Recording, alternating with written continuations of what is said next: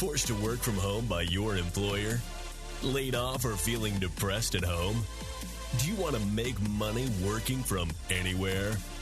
We'll show you how to do it from your couch. It's time for another episode of the Work From Home Show. Coming to you from their homes in Austin, Texas and Tampa, Florida, here are your hosts, Adam and Naresh. Welcome back to the Work From Home Show. I'm your host, Naresh Vissa, with Adam Schrader, and we have with us today the founder and CEO of Presenting Powerfully, and also the author of the recent, very relevant book titled Remote Work Rockstar: How to Work and Lead Successfully in a Virtual Environment. Debbie Lundberg, welcome to the Work From Home Show. Thank you. Thank you for having me. Well, let's get the discussion started by talking about your book, Remote Work Rockstar. What is a remote work rockstar, and how can our listeners be remote work rockstars? Thanks for asking. Remote work rock stars are not typically born, they're made. And the reason I say that is it takes some discipline, certainly, to be a remote work rock star, and none of us are perfect. So I say that with a smile on my face because sometimes people think, well, as a rock star, I have to be everything to everyone. And what remote work rock stars do differently is they have a good setup. They set boundaries for themselves. They know when to say no. They know how to lead a virtual meeting, how to lead presentations, and they really lead from a perspective of emotional intelligence where they realize other people are remote as well, or they might be on site. And so there's a hybrid in what happens. And so remote work rock stars are the people who shine regardless of where they are working, like the two of you, one in Tampa and one in Texas. And you have the ability to get everything accomplished as you shared on your very first podcast. So how do you differentiate, like what's the big difference between a, I guess, office work rock star and remote work rock star? Like does it usually transition over pretty well, or are they two completely different people? They are sometimes a crossover, and what happens is people who are great in the office can be great remote work rock stars.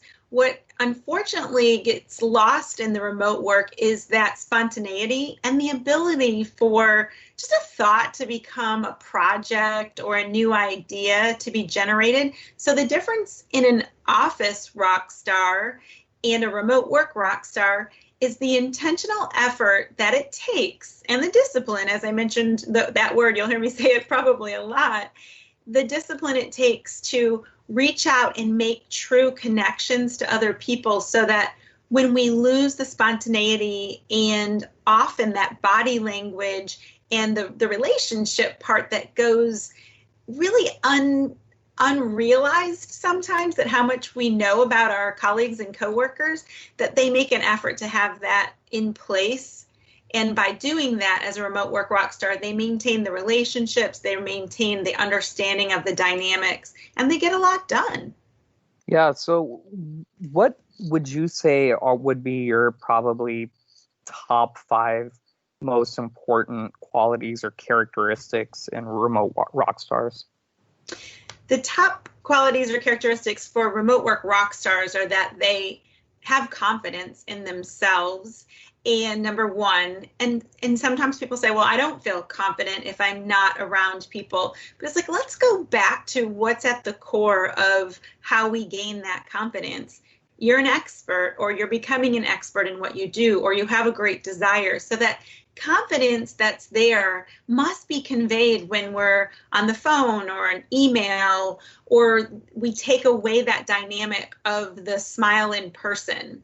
And I like to say the props, because we have a lot of props around us in our office or in our workspace typically that tell a story about us. So I'd say confidence absolutely is number one. Number two goes hand in glove with that, is be truly an expert. And while I mentioned it in confidence, what I mean by that is Don't speak on things that you don't know. I notice people who are working remotely in order to have relevance are unfortunately jumping in on topics and projects and things that aren't necessarily where their talents lie. And while they feel as though they're being very present, what they're doing is they're watering down their brand. So that confidence and that expertise is important. And one of the things I mentioned in one of our first questions is have an office space. Now, I work with people around the country, coaching them on how to be the best they can be. And people in New York may have 380 square feet, and I might talk to people in a rural area who have literally a ranch. And regardless of the space, people have dedicated an area. So they're not just dragging their phone or their laptop from place to place. They're having a spot that could just be a little table and a chair that they've designed and designated as their workspace. So that's the third, is have that workspace. The fourth is set some time frames, and I think you guys may disagree with me on that, and that's okay because I'm a listener. About those times, you can have that phone call, as you guys have mentioned, at 10:30 at night or at midnight, but make sure that you, and I don't use the term balance, but make sure you harmonize the time spent. So then when you harmonize your time, I mean that you might work 18 hours one time, but you don't do it every day. And so you do have boundaries on what works for you, because you'll burn out if you do it constantly, even if it's your passion. When I wrote the book, I was working 16-hour days on it, and I loved it. But I tempered that with the idea of I am going to go golf. I am going to go take a break. I do 10,000 steps every day because I run in the morning about 5 miles. So it gives me what I call harmony in it. So that's the fourth one. And the fifth one is keep your sense of humor. and if I had a sixth, it would be humble, because things are going to go wrong. They're going to happen. You're not going to have internet sometimes. Your dog is going to bark. And so, as I said, we're not perfect, but rock stars can shine through a problem. So those are mine. Yeah. Well, one of the kind of characteristics that you brought up is when you're working remotely, people tend to talk about subjects that they're not experts in. Mm-hmm. And I think even to take it a step further, they talk about stuff just for the sake of talking, just to kind of act like they're doing work, or act like, they just want to make their voice heard, because it makes it seem like they're thinking about a topic or doing work when very likely they haven't done anything. That's been my biggest problem working virtually in a company setting. So when we work with clients and we have to deal with employees within companies, generally middle managers, this is a common characteristic that just it wastes time, and I have to tell either the director or the president or the founder or whoever, hey, this is just a waste of time. These meetings are a waste of time because your employees are trying to keep their jobs instead of trying to work on the project. And that's, an issue. And that's part of the work that we do to help companies kind of trim the fat and be more efficient and make sure that they're getting more for what they're spending. Yes. But that's something that in this remote and digital environment we're in, I think our listeners who are working from home are going to see that more often, where their colleagues or people whom they work with are wasting their time. Yes, and I call it two things, and you nailed it. You're right. I call it two perspectives that you're going to hear, and I'm sure you will hear them a lot. I call it the battle of the busy, the people who want to profess how quote unquote busy they are, which has absolutely nothing to do with being productive, by the way. And then I call it rush to relevance, the person who has to chime in on every single question in that meeting because they want to make sure that box is around them in the Zoom room or wherever they are. And both of them are detrimental to productivity.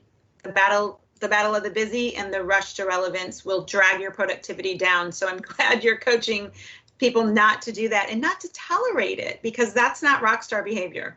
So one of the things about being a leader in the office is, I mean, I hate to say it, but the whole water cooler talk, checking in on them, having an actual personal relationship can go a long way for when you're asking them to, work the 16-hour days that you sometimes need to do. How do you keep that going virtually? Because, if you're calling people just to shoot the breeze randomly, that's kind of dumb in a lot of ways, and nobody's gonna like it. Like, it's not like swinging by the office door and just being like, "Hey, Naresh, how you doing today? You doing all right?" And just small talk for 5 minutes, just to kind of keep the personal relationship going. How do you do that whenever you can't schedule calls just to hang out for the most part? True. What you can do is schedule check-ins, though, that are, if somebody likes text, or a big part of leading in a remote environment is asking people how they like their communication and then respecting it. And so if I like to talk on the phone a lot, but Naresh, you want to be on Skype and you want the video on, then as a leader, it's important for me to respect that. And sometimes leaders say to me, well, that takes more effort or time on my part. You're right, it does. And so you don't want to schedule just to schedule, but you also can create. I was working with someone yesterday, and she had some feedback that people were feeling very disconnected. And it wasn't specifically that they wanted to speak with her. And she was willing to realize that it was more about that, to your point of that water cooler, as we like to say, right? So instead of forcing these conversations, we came up with a few different ideas, and people liked the idea of not a bright and early Monday check-in, but they wanted something positive. And so we were able to do connections and confidence, launching the work week with productivity and positivity. For some groups, they would hate that. So the biggest part of connecting is ask and then honor it, because people want to feel safe. They want to feel heard, and they want to feel connected. So if for them, seeing a video that comes out from you, calling out their team works, terrific. And if people want different check-ins, then really cater to that, not coddle, but cater to it, because you don't get the opportunity to pop by the office and say, hey, what do you think about this? Or do you want to grab lunch? So it doesn't have to be the same for everyone. And I'm concerned that a lot of leaders who are coming to me with questions about it think that they have to set up everything the same for every person on their team. And they're different people, so they have different interests. And if we do that, that's that part of be flexible and be willing to laugh about it, and a little bit humble that perhaps your idea wasn't the best one.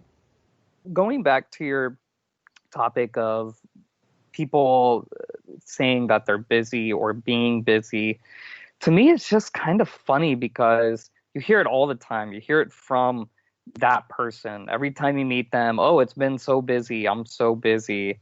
And you don't really know with what, like, okay, every time I see you, it's busy. And it's funny because after the lockdowns, when people were locked down at home, I got in touch with some of these people, or maybe had to digitally rub shoulders with some of these people.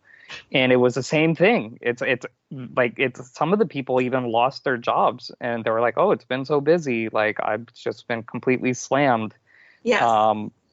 And other people who, and I get it. Look, finding a job, it can be very, very busy, but even other people who didn't have jobs to begin with, they and are now locked down at home. Same thing. All of a sudden, they've also stayed very busy at home. I have no idea with doing what, but it's something that I've talked about on a previous episode, and it kind of, I don't want to say it irritates me. It just kind of, I just become kind of judgmental of people who say that they're always busy every time I see them. And I never hear, the mayor of Tampa Bay or the CEO of Jabil communications say that they're busy. That's just something that the people who should be busy, I never hear them say it.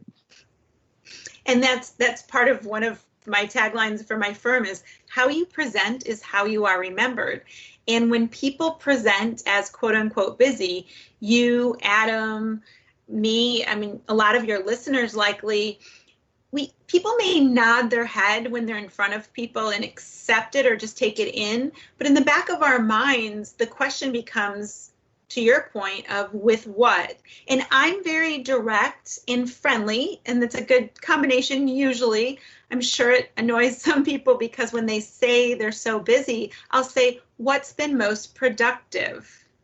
What have you accomplished? And it really does put that perspective on it. It's not to put them in a bad place, but if you want me to listen, then where is this going, right? If we just say, I've been so busy, oh, me too, oh, it's crazy. People say crazy, busy. They say these words, and words do really matter how we choose them. And if people are truly listening and we say, well, what does that mean? And they're not able to share that, then we lose trust. We lose confidence in them. So I'll often say that, oh, okay, well, what's had you most productive? What has been one of the results you're proud of? And sometimes people will shift and get it, and I think they appreciate it. And those who simply say those words are at a loss for more words. And then we move on to people who truly are being productive and engaging. So I was looking at your website, and you have a quiz here that seems pretty great for workers. And you talk about reversing the slobification of America. Can you talk a little bit about that whole concept? Because there's, I was looking in here, and you're talking about, the grading yourself, and it's there's some pretty great stuff on here. Thanks, Adam. Well, yeah, anybody who wants to go to DebbieLundberg.com or RemoteWorkRockStar.com, you'll see what Adam's talking about. I created what I call a slobification quiz, and the way that all my research is in the United States, and I've only spoken primarily in the United States, and so all of my data, if I say any of these things, it's based on our country, and I call it reversing the slobification of America because I believe Americans have unfortunately become slobs in the way we communicate, behave, and relate to one another. The good news is we can reverse that slobification by having effective communication, professional behaviors, and thriving relationships. It takes effort, and it takes us getting out of our own way. And that quiz you're talking about is a fun way to let people grade themselves, as you said. If you've shown up at a location doing something and you're willing to admit it, you get either a half point or a point, and it just tells you how slobified you are. Now, I'm not perfect, and I got a lot of those points of the quiz because I'd realized some of the things I'd done or perhaps inadvertently said in the past in my years in business weren't appropriate. And now I get to write an etiquette column for Tampa Bay Business and Wealth magazine, and I appreciate the irony in it all coming together about this slobification. And sometimes people will say to me, do you mean slopification, like with a P? And I said, well, it could be. I just call it slobification. So it was fun trademarking that expression, and people do take that quiz and report back to me and sometimes rationalize that they're not slobs, even though they got a high score. I want to talk a little bit about visual work etiquette. So one of the things that you do is, I guess, coaching individuals on proper business etiquette. So what are your tips as far as business etiquette goes once people are back in action, out and about, but then also visual work etiquette? Mm-hmm. Well, visually, whether we're in person or not, it's be video ready.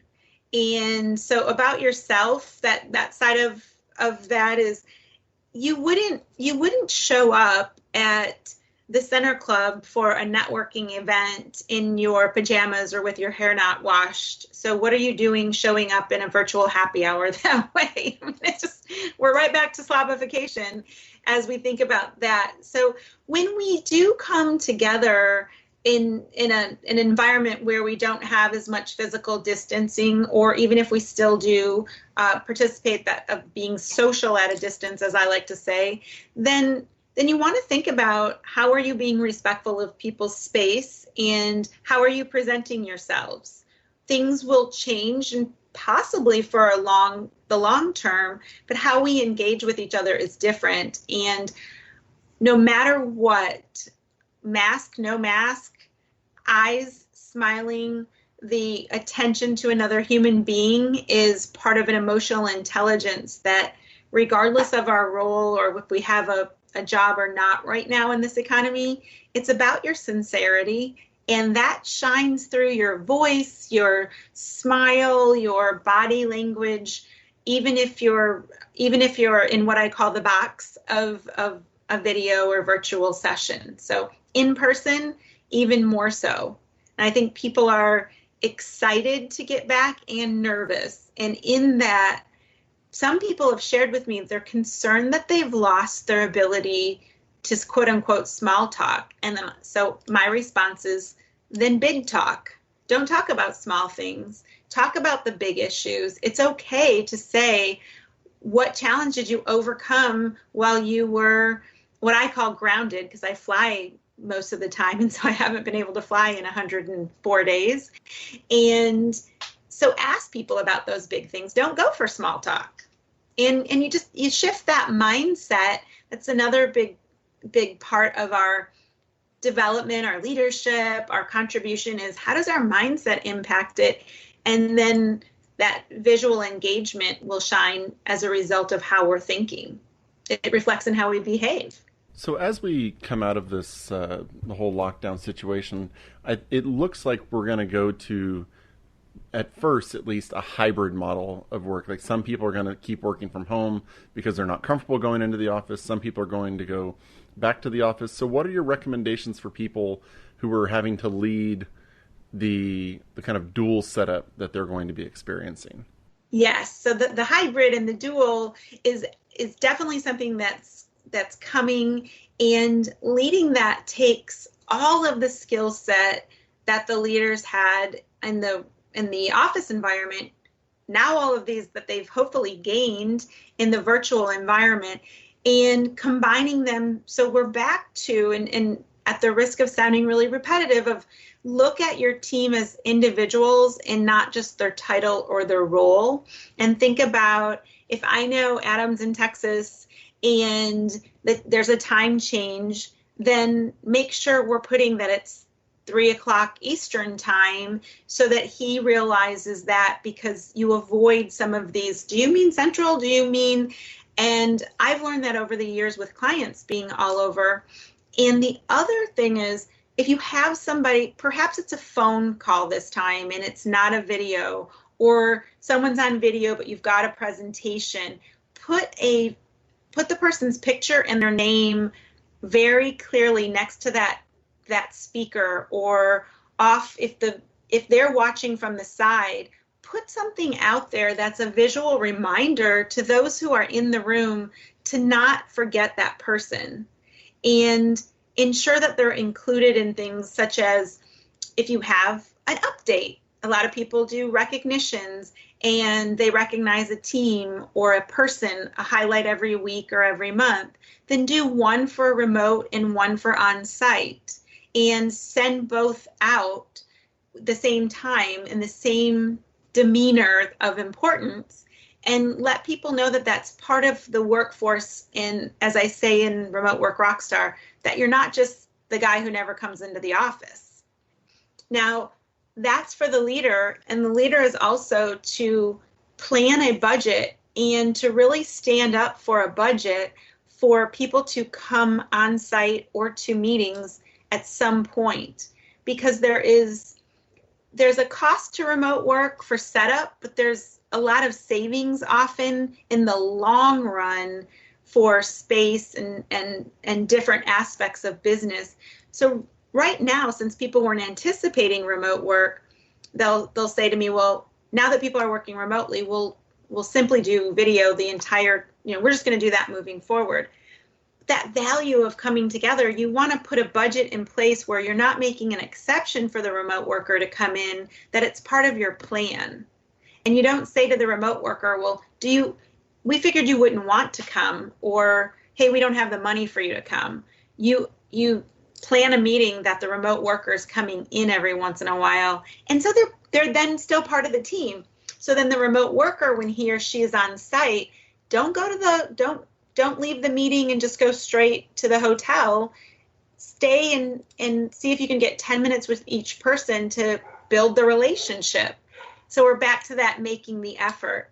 So for the leader, think about how that would impact the person if they're not included, and make an effort to include them financially, physically, and from the dynamic of the team. When you're bringing these people in to the office who have been working remotely, what kind of office space do you need to have for them? I mean, you're not likely to want to set aside, continue to, renew your lease with all the desk space for them. So do you want to just have like one room where they can like sit around a table together, or how do you work that? Yes, usually an office that's been in existence has, not all of them, but has some sort of conference room or conference area. And you can make some accommodations in there with some shield space and set it up for them if and when we don't have the physical distancing. You can designate either some huddle rooms or some space, or if you don't have it available in your primary office, then consider taking everybody off site for at least a day of meetings or a half day of meetings. You could ask about office share or space share, which again, at the taping of this, we're not thinking that way. But as we think about moving forward, some people will volunteer to share space, and you could have some collaboration. So there are a few options for that. And you just don't want somebody to feel like they've come in and they're an afterthought. And you're right, you don't want to have to spend all the money on office space for somebody to only be there 4 times a year. So then the other thought is, are there other departments where people are on vacation and you don't want to blindside them, but you can check those things, that if somebody's out, would they be willing to just share that office space?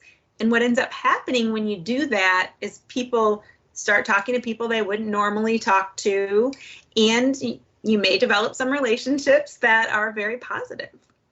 So a lot of options.